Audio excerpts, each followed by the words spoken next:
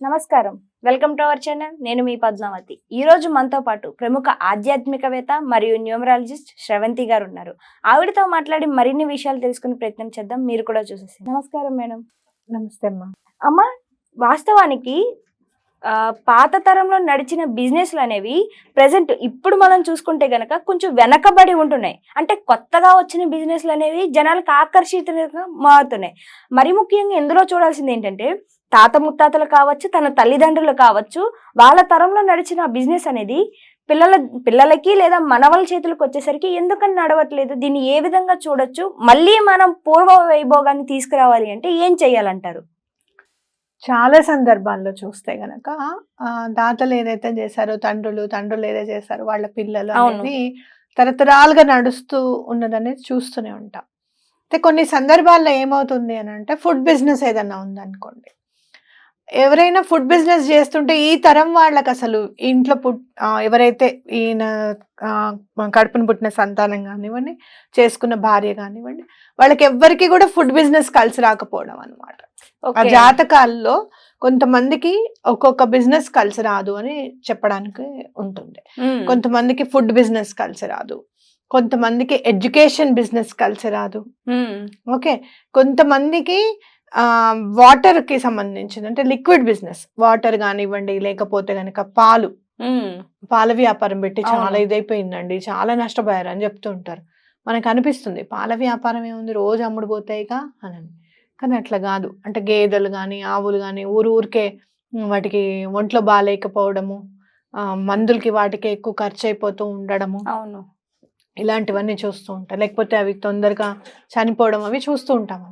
అంటే ఏంటి అని అంటే వీళ్ళ జాతకాల్లో ఆ దానికి సంబంధించిన బిజినెస్ అనేది నడవట్లేదు, అందుకనే తెలుసుకోవచ్చు.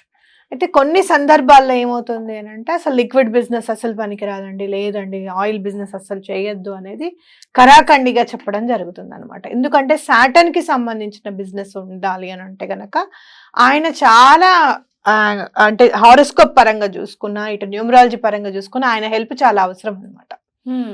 ఆయన అనుజ్ఞ లేనిదే లిక్విడ్ కి సంబంధించిన బిజినెస్, లిక్విడ్ అంటే మీరు ఆయిల్, వాటర్, అలాగే పాలు కూడా అనుకోవచ్చు, ఏది కూడా కలిసి రాదు అని ఖచ్చితంగా చెప్పుకోవచ్చు.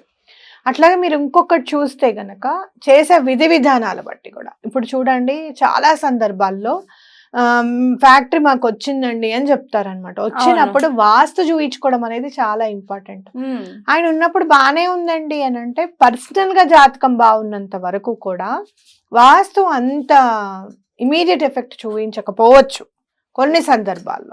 ఇక్కడ ఏమన్నా కొద్దిగా వాస్తు వీళ్ళకి ఏమన్నా గ్రహాలకు సంబంధించిన ఏమైనా దోషాలు ఉంటే కూడా ఇమీడియట్ గా చూపించే అవకాశం ఉండొచ్చు. అంటే మీరు చెప్పిన దాని ప్రకారం ఇప్పుడు నేనున్నాను, నాకు ఒక బిజినెస్ పెట్టుకోవాలనిపించింది, నా జాతకం పరంగా నేను ఒక రూమ్ అనేది మొత్తం రిపేర్ చేయించుకుంటాను, బిజినెస్ పెట్టుకుంటాను, నా వరకు అది ఉంటుంది. నా పిల్లలు కూడా దీనిలో ఉండాలి, రాణించాలి అనుకుంటే గనక మళ్ళీ వాళ్ళ జాతకం కూడా చూపించి అక్కడ వాస్తు చూడాలి అంటారు ఖచ్చితంగా.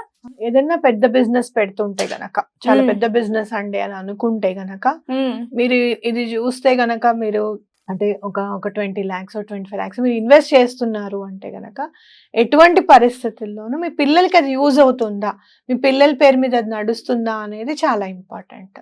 లేదు అనుకుంటే గనక, ఇప్పుడు మీరు ఫర్ సపోజ్ ఏదైనా బోటిక్ పెట్టాలనుకుంటున్నారు, బ్యూటీ పార్లర్ పెట్టాలనుకుంటున్నారు, మీ వరకు మీకు ఎంతవరకు ఓపిక ఉందో చేసుకొని తర్వాత ఎవరికైనా హ్యాండ్ ఓవర్ చేసేసేయచ్చు, అట్లాంటివి ఓకే. కానీ కొన్ని ఫర్మ్స్ ఉంటాయి, ఇప్పుడు డైరీ ఫార్మ్ ఉంటుంది, అలా ఫర్మ్స్ కింద పెట్టుకోవాలి, పౌల్ట్రీ ఫార్మ్ ఉంటుంది, అట్లాంటి ఫర్మ్స్ కింద పెట్టాలనుకున్నప్పుడు పిల్లల జాతకం చూపించడం అనేది చాలా ఇంపార్టెంట్. మేడం, దీంతో పాటు ఇప్పుడు సినిమా రంగానికి కూడా ఇది వర్తిస్తుంది అంటారు. అంటే తాత ముత్తాతలు, మనవళ్ళు, తండ్రులు కూడా ఇందులోనే వస్తూ ఉంటారు తరతరాలుగా. కొంతమందిని చూస్తే అంటే మన ఏఎన్ఆర్ ఎన్టీఆర్ టైంలో ఫేమస్ అయిన వాళ్ళు చాలా మంది ఉన్నారు. బట్ ఇప్పుడు వాళ్ళ మనవళ్ళు, కొడుకులు వాళ్ళ విషయాలకు వస్తే వాళ్ళు పెద్దగా రాణించలేకపోతున్నారు. మరి అలాంటి వాళ్ళకి ఏం చేయొచ్చు అంటారు? అలా మాత్రం రాణిస్తారు, చాలా మాత్రం. ఎందుకు అని అంటే ఒక నటుడు చాలా పైకి వచ్చాడు అంటే గనక శుక్రుడి అనుగ్రహం చాలా ఉంది అనేది మనం తెలుసుకోవాలన్నమాట. మీరు చూస్తే most of the actors and actresses 6 నెంబర్లో పుట్టిన వాళ్ళు అయి ఉంటారు, లేదంటే వాళ్ళ సిగ్నేచర్ 6 లో ఉండి ఉంటుంది, లేకపోతే వాళ్ళ డెస్టినీ నెంబర్ 6 అనేది ఉంటుంది అనమాట, ఖచ్చితంగా ఉంటుంది. అయితే అలా జాతకంలో ఎక్కడైనా మీకు ఎక్కడ 6 కనిపించట్లేదు, ఖచ్చితంగా జాతకంలో శుక్రుడు అనుగ్రహం పర్ఫెక్ట్ గా ఉంటుంది అనమాట. వాళ్ళు ఏంటంటే వాళ్ళ ఒక్కొక్కసారి అనుగ్రహం ఎట్లా ఉంటుంది అంటే పిల్లలందరూ కూడా అందులో ఉండి సక్సెస్ అవ్వే ఛాన్సెస్ ఉంటాయి. వాళ్ళ పిల్లలు కానివ్వండి, వాళ్ళకి సంబంధించిన వాళ్ళు కానివ్వండి. ఇంకొకసారి ఎట్లా అవుతుంది అని అంటే అసలు ఇంట్రెస్టే లేకుండా కూడా ఉంటుంది. మీ పిల్లలకి ఏమైనా ఇంట్రెస్ట్ ఉందంటే వాడికి అసలు మూవీసే చూడడండి అని చెప్పేవాళ్ళు ఉన్నారు. అవును, వాటికి ఆట అంటే చాలా ఇష్టం అండి, స్పోర్ట్స్ అంటే ఇష్టం అండి అని చెప్పేవాళ్ళు కూడా ఉన్నారు.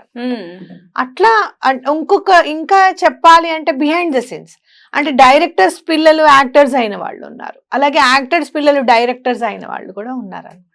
అంటే ఏదైనా కూడా జాతక ప్రకారంగా ఖచ్చితంగా నడుస్తుంది అనేది ఒకటి, అలాగే మనిషి మనస్తత్వం అనేది ఒకటి, చేసే కర్మలకి కూడా ఇప్పుడు ఫాస్ట్ ట్రాక్ లో భగవంతుడు కూడా తొందరగా ఇమ్మీడియట్ గా ఇచ్చేస్తున్నాడేమో ఫలితాలని అనిపిస్తుంది నాకు. అవును, అలాంటివి వాటి మీద కూడా ఆధారపడి ఉంటుంది అని ఖచ్చితంగా చెప్పుకోవచ్చు. అంటే చేసేటప్పుడు ఏదైనా కూడా పెద్ద ఫర్మ్స్ పెట్టేటప్పుడు మాత్రం ఒక్కసారి జాతకం చూపించుకొని చేస్తే చాలా మంచిది అనేది నా అభిప్రాయం అనమాట. ఎందుకు అనంటే చాలా బాగా నడుస్తుంటే ఓకే నడుస్తుంది, పిల్లల వరకు కాదు ముందు మెయిన్. ఇంత డబ్బు మీరు పెడుతున్నప్పుడు అసలు ఏం చేస్తే ఇంకా బాగా నడుస్తుంది, అసలు లాస్ అవ్వకుండా ఉండాలి అంటే ఏం చేయాలనేది ముందు తెలుసుకోవడం అనేది ఇంపార్టెంట్.